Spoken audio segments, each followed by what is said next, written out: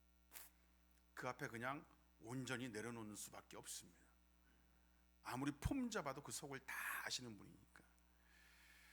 갈릴리로 가신 예수님을 보게 된다는 것은 예수님 앞에 다 그래도 나는 아니다 했던 베드로처럼 그와 같이 심주어 말했던 제자들도 또한 예수님 앞에 어떻게 말하고 폼을 잡았는지 정말 감히 고개를 들 수 없는 존재임이 들켜버리는 것이고 완전히 들추어져 버리는 일이 되는 겁니다.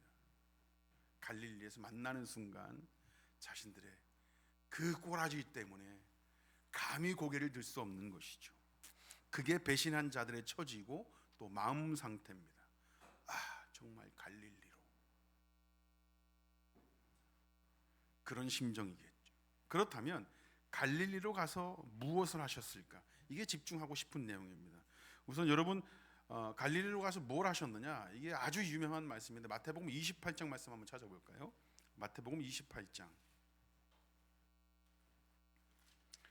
16절입니다. 마태복음 28장 16절.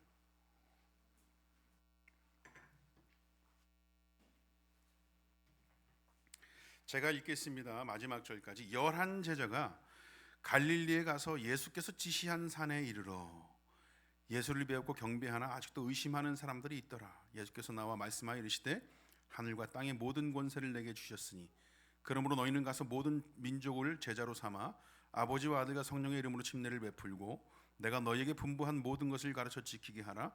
볼지어다 내가 세상 끝날까지 너희와 항상 함께 있으리라 하시니라. 아멘. 마태복음에서 확인할 수 있는 장면은 갈릴리에 가서 예수님께서 지시하신 산, 그 산에 이르렀습니다. 그곳에서 예수님께서 제자들을 향해서 하신 명령이 그 유명한 지상명령 이 말씀이에요. 성경에 기록된 이 정확한 워딩은 좀 다르지만 마가복음이나 누가복음에도 예수님께서 고난을 받고 십자가에 달려 돌아가시고 부활하신 것, 이 일로 죄사함을 받게 된 복음에 대해서 증거하게 될 일에 대하여 기록해 놨습니다.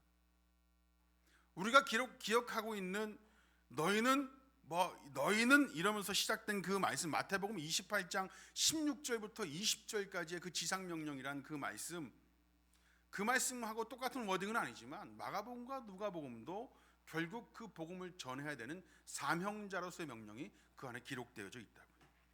그러나 요한복음만큼은 좀 내용이 다릅니다. 그 안에 함께 있었던 제자였음에도 불구하고 디베라 호수에 가셔서 제자들을 만나시고 베드로에게 내 양을 먹이라 하셨던 것으로 기록되어 있어요. 이것은 이 일을 기록한 요한이 예수님의 지상명령을 가볍게 여겼다는 것이 아니라 그 전에 요한은 마태, 마가, 누가는 지상명령에 주목해서 그것을 기록해 놨지만 그곳에서 다른 일도 있었는데 요한은 그 다른 일에 주목하고 싶었던 거예요. 그게 뭐냐면 여러분 우선은 예수님께서 갈릴리로 가리라 하셨던 대로 갈릴리로 가신 건 분명합니다. 그죠? 약속하신 대로 가셨어요. 예수님은 약속 잘 지키는 분이에요. 약속해줘 하는 순간 그때부터 변하지 않습니다. 우리는 변해도 예수님 변하지 않아요. 그러나 여러분 갈릴리 바다를 가보신 분은 아시겠지만 지도를 보게 되면 이 갈릴리라는 이 정확한 지명은 갈릴리 호수가 이렇게 있으면 갈릴리 호수 이 서쪽에 위치해 있습니다. 그래서 그 일대를 갈릴리 바다 이 중심으로 하신 그 사역을 보통 갈릴리 사역이라고 부릅니다. 갈릴리 사역. 시몬에게 깊은 데로 가서 그물을 던져라 해서 말씀에 의지하여 그물을 내렸더니 물고기가 많아 그물이 찢어졌더라 했던 그 말씀이 있었던 장소. 그 장소는 게네사렛이라는 동네 쪽에서 배를 타고 나가서 일어난 일이었어서 누가복음에서는 갈릴리 호수라고 그러지 않고 게네사렛 호수라고 얘기하고 있습니다. 게네사렛. 마태복음, 마가복음에서는 그냥 갈릴리 해변이라고 말하고 있습니다. 이 일이 일어났던 곳을. 근데 누가복음에서는 게네사렛이라고 하고 있죠. 똑같은 곳입니다. 똑같은 곳. 그런 의미에서 요한복음 21장에 가보시면 1절에 그 후에 예수께서 디베랴 호수에서 또 제자들에게 자기를 나타냈으니 나타내신 일은 이러하니라 하고 말씀을 하십니다. 디베랴 호수로 가셨대요. 갈릴리 산이 아니라 디베랴 호수. 거기서 여러분 그 유명한 말씀이 있지 않습니까? 시몬에게 물으셨는데 네가 나를 사랑하느냐 했던 그 말씀 기억하시죠? 근데 노래 이런 노래도 있어요. 갈릴리 호숫가에서라고 하지 않습니까? 그 갈릴리 호숫가 거기입니다. 갈릴리 호숫가. 그런데 왜 디베랴라고 하느냐? 디베랴. 그냥 디베랴라는 동네에서 시작된 해변에 있었기 때문에 디베랴 호수라고 부르는 거예요. 똑같이 갈릴리 호수인 것이죠. 마가복음, 누가복음에서 제자들에게 나타나신 말씀만 있어서 이 어디인지는 알 수 없지만 마태복음에서는 갈릴리 산이라고 말씀하셨습니다. 갈릴리 산. 갈릴리 그것도 정확히 알 수 없지만 헬라어 성경 보니까 여러분 헬라어 성경입니다. 이 갈릴라이안 에이스토호로스라고 되어 있습니다. 이거 여러분 제가 헬라어 성경 봐가지고 한국말로 음역되어져 있는 거 읽은 게 아니라 헬라어 성경 읽은 겁니다. 지금 엄청 놀라셔야 돼요. 갈릴라이안 에이스토호로스라고 되어 있는데 이 호로스라고 이게 산인데 토호로스 관형사 토호로스라고 되어 있는 건 그 산. 그러니까 예수님께서 말씀하신 그 산이라고 얘기하고 있는 거예요. 그 산. 갈릴리에도 이런저런 산 많지만 그 산. 그런데 이 호로스라는 단어가 산이라고 쓰여지기도 하고 산지 또는 뭐 언덕 정도. 동네에서 이렇게 올라갈 수 있는 야트막한 언덕도 호로스라는 단어를 씁니다. 여기 산이라고 되어져 있는 거. 그러니까 마태복음, 마가복음, 누가복음, 요한복음이 전부 다 다르게 기록되어져 있는데 그럼 예수님께서 갈릴리로 가리라 하셨는데 마태복음이 맞느냐, 마가복음이 맞느냐, 누가복음이 맞느냐, 요한복음이 맞느냐 그럴 수는 있어요. 그렇죠? 그런데 어찌됐건 마태복음에서는 갈릴리에 있는 그 산이라고 얘기하고 있다. 마가복음, 누가복음에서는 산이라고 얘기하고 있지는 않지만 결국 갈릴리는 맞아. 그러면 요한복음이 문제인데 요한복음 디베랴라고 하지 않느냐, 디베랴 호수라고 말하지 않느냐. 근데 여러분 이 디베랴라는 곳을 가보면 지금도 마찬가지입니다. 디베랴라는 동네 자체가 해변에서부터 산으로 이렇게 쭉 산지로 이렇게 오르막으로 쫙 연결되어 있는 동네예요. 안 가보셨죠? 전 가봤잖아요. 저 산에서부터 그러니까 디베랴라는 동네를 가려면 이 해변 여기서부터 산으로 계속 올라야 하는 동네인 거예요. 그러니까 지금 디베랴 호수라고 한다는 것은 그냥 바닷가에서 대충 만난 것이 아니라 예수님께서 말씀하신 그 산, 갈릴리에 있는 그 동네, 그러니까 마태복음에서 말하고 있는 그 산도 아마 요한복음에서 말하고 있는 디베랴 그 산으로 쭉 이렇게 오르막으로 형성되어 있는 그 동네를 말하고 있는 것이 아닌가 생각이 돼요. 그러면 예수님께서 말씀하신 대로 그대로 진짜 갈릴리로 가신 겁니다. 근데 마태복음, 마가복음, 누가복음에서는 전부 다 지상명령, 복음을 전할 것에 대해서 이야기하고 있지만 요한복음만큼은 그것에 집중하지 않고 다른 곳을 얘기하고 있다라고 말씀을 드렸는데 그게 바로 뭐냐면 여러분 우리가 기억하는 21장 요한복음 21장 마지막 장면이 뭐죠? 마지막 장면이 여러분 요한복음 21장 보시면 배신자의 심정으로 눌려있던 제자들을 만나시고 베드로를 만나셔서 어떻게 하시는 거예요? 내 양을 먹이라. 요한의 아들 시몬아 네가 나를 사랑하느냐? 예, 예수님 사랑합니다. 내 양을 먹이라. 내 양을 치라. 그러면서 3번씩이나 나를 사랑하느냐 묻고 내 양을 먹이라 치라 말씀하시잖아요. 여러분 이것은 지상 명령과 일맥상통합니다. 양을 치라. 복음을 전하라는 얘기거든요. 그리고 그 양을 먹이고 치라는 얘기니까. 그런데 이 말씀을 하시기 전에 꼭 물으시는 게 뭐냐면 네가 나를 사랑하느냐? 그래서 네가 나를 사랑하느냐? 네가 나를 사랑하느냐?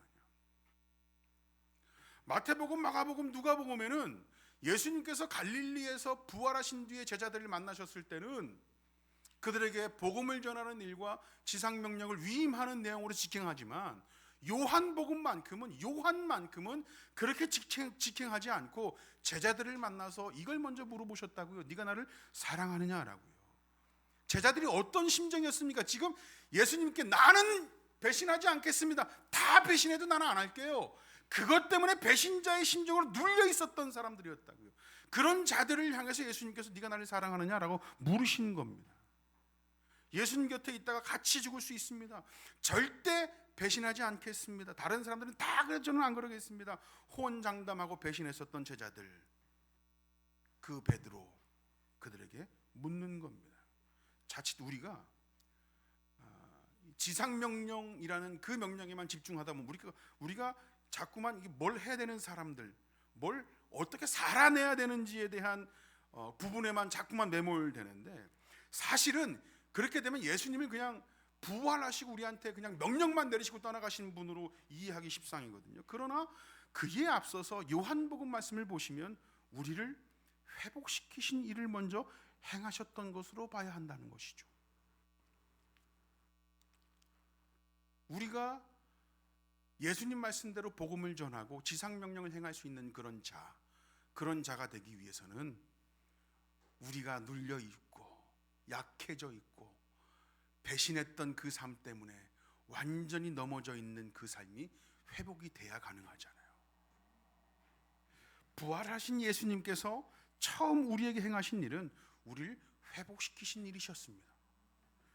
만져주셔서 배신과 실패로 넘어져 있던 우리를 일으켜주시고 만져주셔서 회복을 시키셨다는 겁니다. 여러분, 성도로 살아내야 되고 성도인 아빠로 살아내야 되고 성도인 엄마로 살아내야 되고 성도인 사장님으로 성도인 직원으로 성도인 무언가로 살아내고 해야만 하는 우리를 그렇게 살아내게 하기 위해서 우리를 먼저 찾아오셔서 만지시고 회복하셨다는 얘기입니다.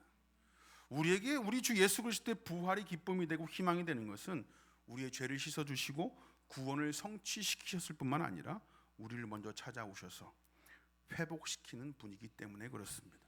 여러분, 이 사실이 다시 오시겠다 하신 그 약속에 대한 확신과 기다림까지 이어지는 우리가 다 되길 원합니다. 기도하겠습니다.